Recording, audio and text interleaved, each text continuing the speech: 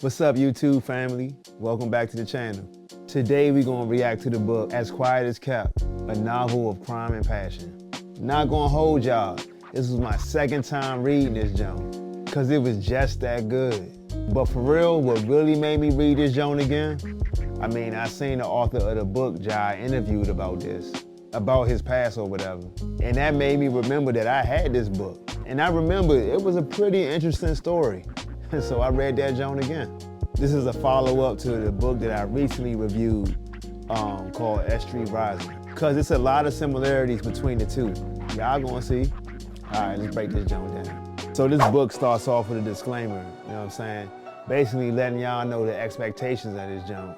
Basically, this is a story of when Rayful Edmonds was running wild all throughout these DC streets and how he was having his way out here.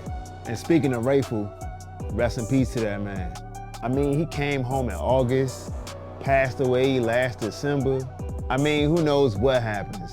But this book ain't really just about him, but specifically one of his folks who was his muscle out here in these streets. The good man Antonio Jones, better known as Yo.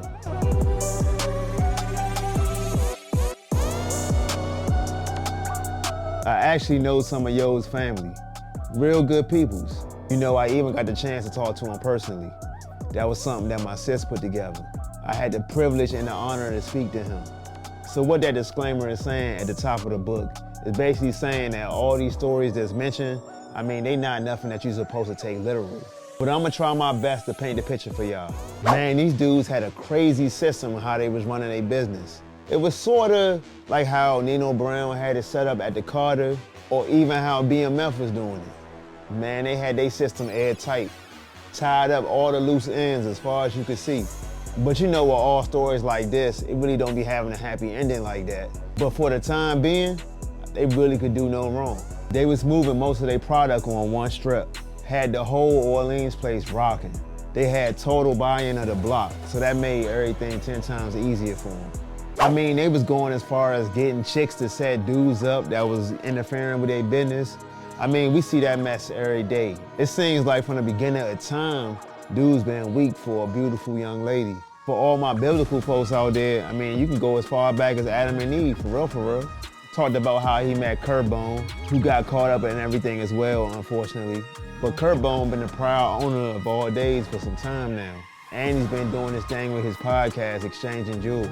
Shout out to Tony Lewis, who just came home about 2-3 years ago, who was really Rayful's right-hand man. Yo was his top enforcer, and he talked about his experiences in doing that as well. He compared it to a real live soldier who's at war 24/7.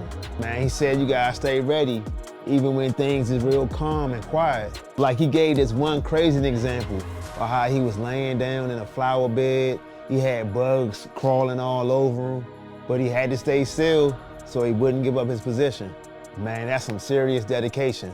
At the end of the book, he starts to talk about how everything came crashing down. And it was like a movie when everything was happening all at once.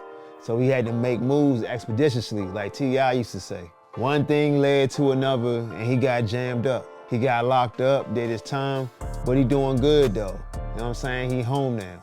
And he all about moving forward with positivity. All in all, I really enjoy reading this book. I would recommend all my DMV natives to read this junk, especially if you up on history like myself.